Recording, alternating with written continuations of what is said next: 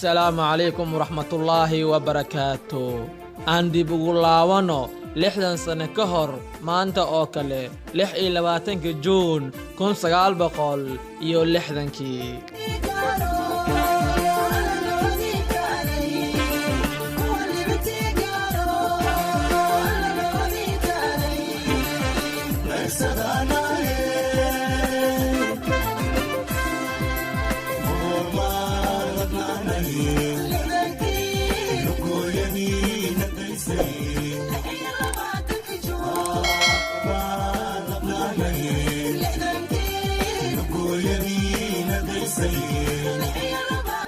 لباتنكي جون كون سقال بقولي لحدنكي ما أنت أوكله gumaystihii ingiriiska ayaa ka howleelay dhulka Soomaaliyeed ee uu gumaysanayay gaar ahaan waqooyiga Soomaaliya siiyeyna madax banaanidoodii haddaba waxaan dul istaagi doonaa danihii ingiriiska uu ka lahaa inuu gumaysto gobolada Soomaaliya gaar ahaan qaybta waqooyi dhulka Soomaaliya maxaa ay ahayd sababihii ay odayaashii cuqaashii iyo salaadiintii gobolada waqooyi ee dhulka Soomaaliyeed ay heshiis ula galeen gumaysaha ingiriiska sidoo kale waxaan dul istaagi doonaa dhibaatooyinkii gumaystihii ingiriiska uu geystay dadka Soomaaliyeed sidoo kale bixintii uu bixiyay dhulkii Soomaali galbeed ee uu siiyay xabashada Itoobiya ugu dambeyntii qaabka uu siiyay xurnimada 26 Juun 1960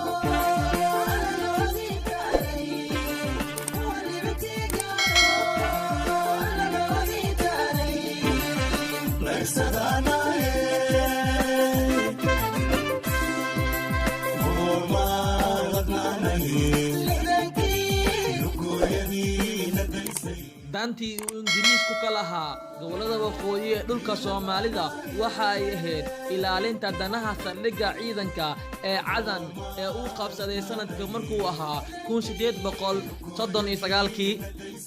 taasoo ahayd in ciidanka ingiriiska ee joogay Cadan ay u baahdeen hilib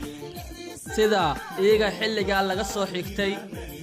balse ulajeedada intaasi waa ay ka weyneed oo waxa uu rabay inuu helo dhul iyo dad oo uu gumaysto odayaashii cuqaashii iyo salaadiintii gobolada waqooyi ee dhulka Soomaalida waxa ay la shireen dawladii ingiriiska waxayna la galeen heshiiska soo socda kow in aan la bixi karin laguna amaanaysan karin qayb ka mid ah dhulka Soomaaliya cid kale qodobka labaad dumarka ingiriiska ah in aanay ku dhali karin dhulka Soomaaliyeed qodobka saddexaad dawladda ingiriisku waa in ay qadarisaa qarannimada Soomaaliya marka ay u baahdaan madax banaani dadka Soomaaliyeed balse gumaystaha ingiriiska ma uusan fulin qodobadaas sanadka markuu ahaa 1897 ingiriisku waxa uu sameeyay xadbeeneedkii u dhaxeeyay dhulka Soomaalida ee maamulayay iyo Itoobiya marka xadkaas la sameeyay ingiriisku waxa uu iska caabin xoog leh kala kulmay dadka Soomaaliyeed ee ka hortagay markii la marayay xadka magaalada Qurjeed nin oday ah oo Soomaaliyeed ayaa waxa uu ku dilay nin madax ka ahaa mashruuca xadeynta Soomaaliya iyo Itoobiya Maarso 5 1897 ingiriisku aad ayuu u xumaaday shilkaasi hase yeeshee saameynta kal xadeynta ahaa waxa ay ku dhamaatay sidii uu gumaystuhu rabay oona ugu talagalay sidoo kale waxa uu ingiriiska inta uu xukumayay waqooyiga Soomaaliya uu iska caabin xoog leh kala kulmay dadkii Soomaaliyeed sida halyeegii Sayid Maxamed Cabdulle Xasan iyo daraawiishtiisii oo ingiriiska la dagaalamay muddo ka badan 20 sano dhacdooyinkii laga xasuusto waxa ka mid ahaa jabkii Orleyda ingiriisku qabsaday dagaalkii dulmadoowe oo dhacay 13 Agoosto 1913 halkaasi oo daraawiishtu ku dishay 57 ka mid ah 110 Orley ingiriis ah oo dagaalka soo qaaday oo uu ku jiray ninkii la oran jiray Richard Cofield dhibaatooyinka ugu waaweynaa ee gumaystuhu Ingiriiska Soomaaliya u geystay waxaa ka mid ah iyadoo uu xabashada siiyey dhulkii Soomaali galbeed oo xilligaasi loo yaqaanay reserve area. sanadka markuu ahaa 1948 Ingiriiska ayaa sheegay inuu go'aan ku gaaray in dhulka Soomaali galbeed uu ku wareejiyo dalka Itoobiya asiga oo raacaya heshiisyadii labada dawladood ee ay galeen sanadka markuu ahaa 1942 iyo 1944.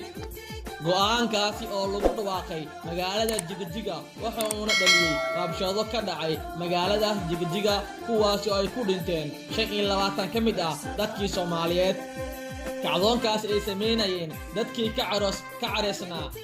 waxba ma aysan ka dhimin heshiiskiina si rasmi ah ayaa lagu wareejiyay dawladda Itoobiya 23 September 1948.